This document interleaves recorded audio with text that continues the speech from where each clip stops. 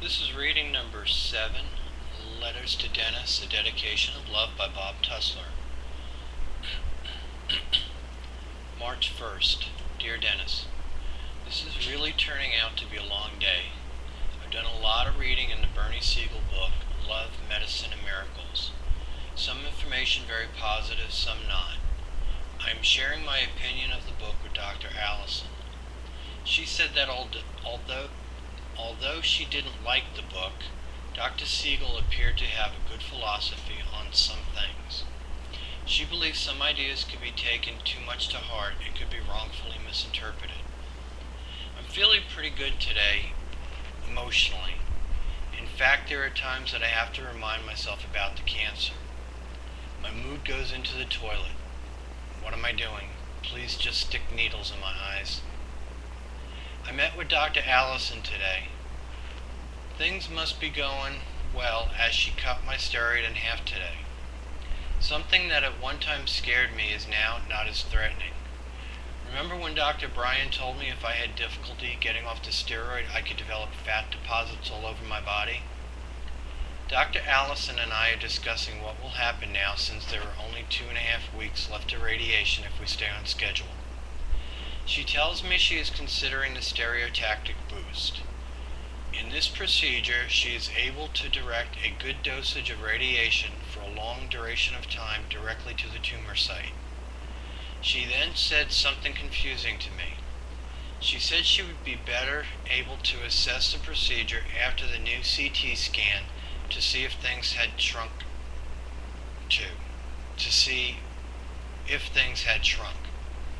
I think she said 3 centimeters. I didn't know what she was talking about, and before I knew it, she was out to see another patient. I thought the tumor was out.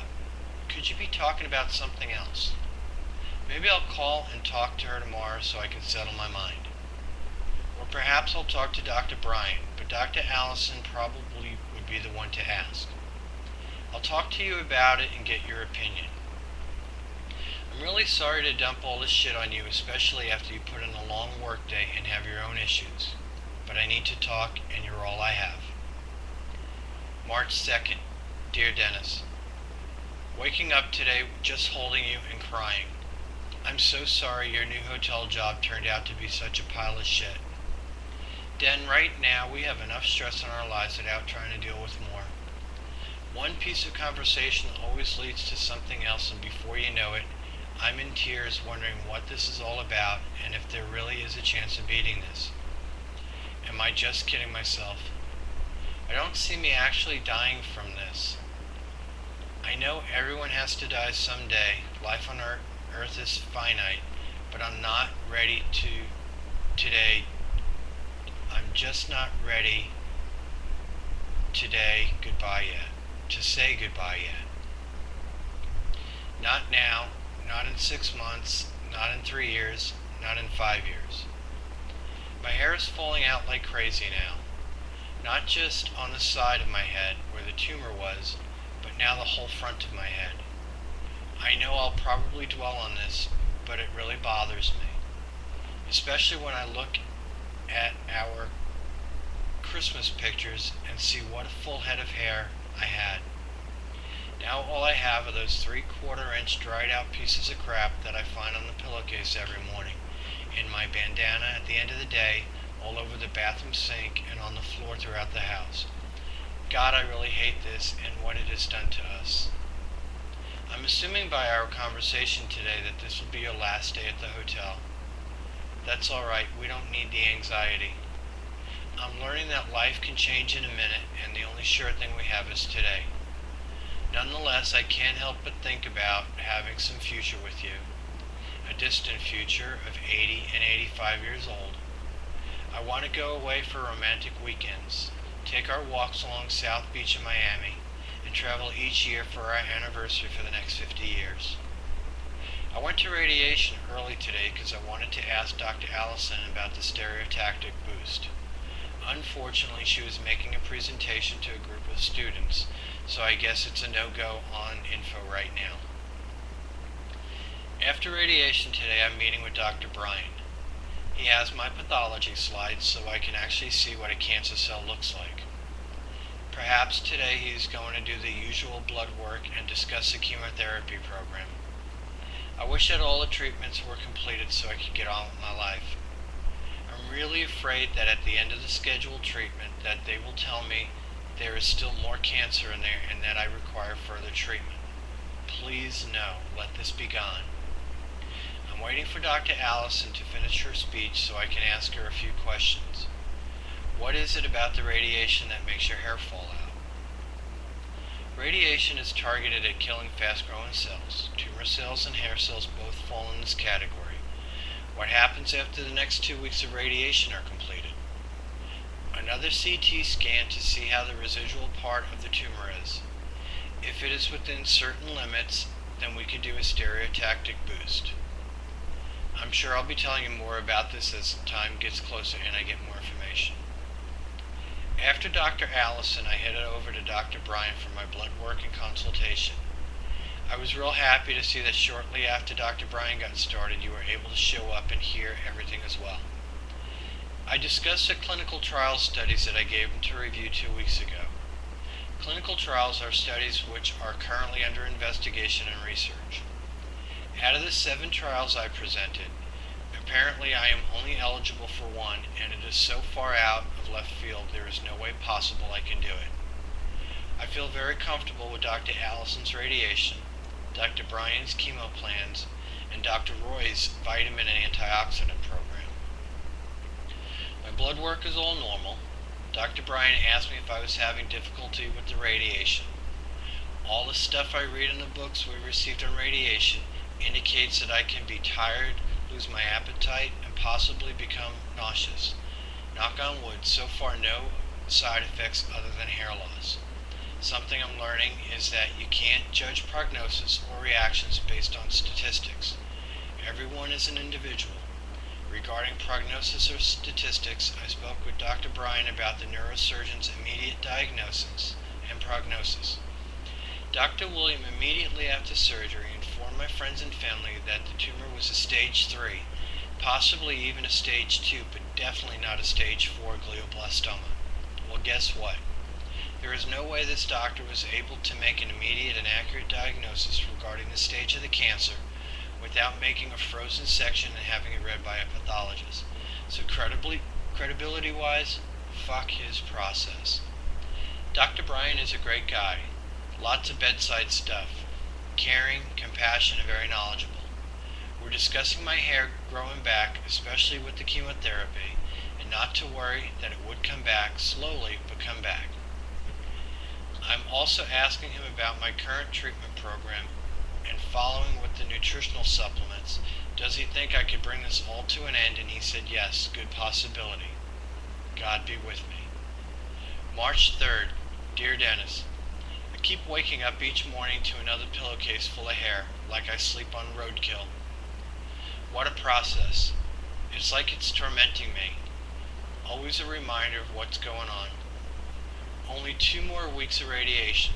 By that time all my hair will be gone and I'll be interviewing for a position as a national poster child for nuclear waste.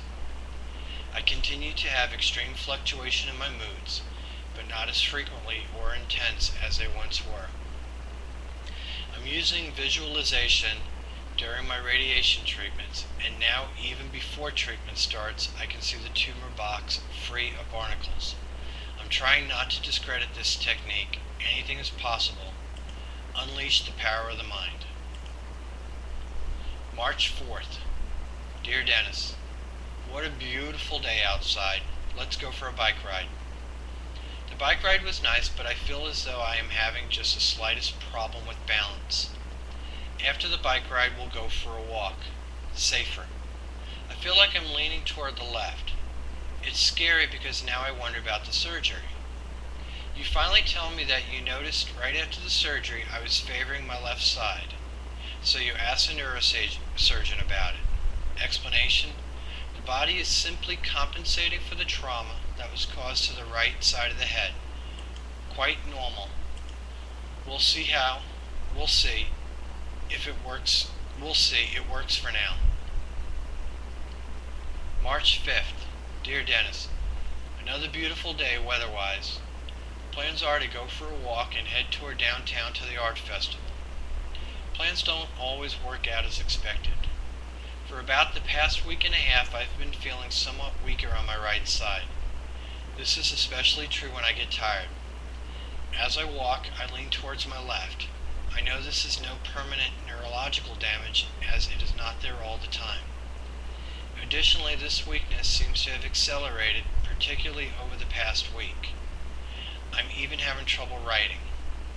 You told me that you noticed while I was recuperating from the surgery that I was leaning toward the left while I sat in the bed.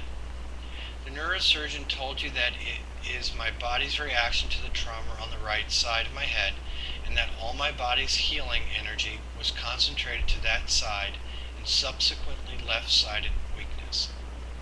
Now that I'm entering my 5th week of radiation, I suppose much the same theory holds true. March 6th. Dear Dennis, back to work today. Still favoring my left side and having difficulty writing. Of course I keep thinking that this is normal considering my treatment, but I can't help but mind wander to think this could be something more serious. I'm sure if it was some type of neurological damage, it would have been there since the surgery. And I know it's not the disease process, as I've been getting radiation now for over 5 weeks, and there's no way anything could have grown. The radiation must be running its course and causing my brain to swell. I'll talk to Dr. Allison about adjusting my medication. March 7th.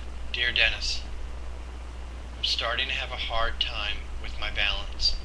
I run into walls, fall off to my right side, and have a real hard time getting up off the couch. Dr. Allison says that I'm drifting.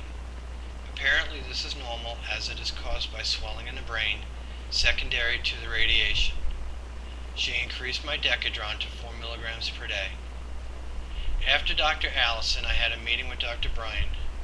He reconfirmed the drifting and assured me it was normal. In fact, he said he was expecting this to occur weeks ago.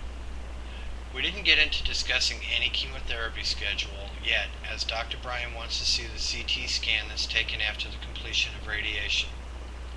Please, dear God, let the radiation have been so effective that it eradicated any residual tumor, so chemo isn't necessary.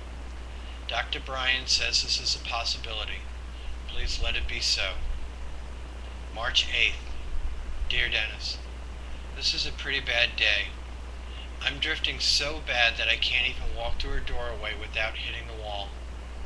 Naturally now I can't drive a car, so that's a real loss of independence, not to mention making it impossible to go to work. I'm really worried that this is something other than drifting, but I suppose it's only normal. I need more patience and faith. Everything will be fine.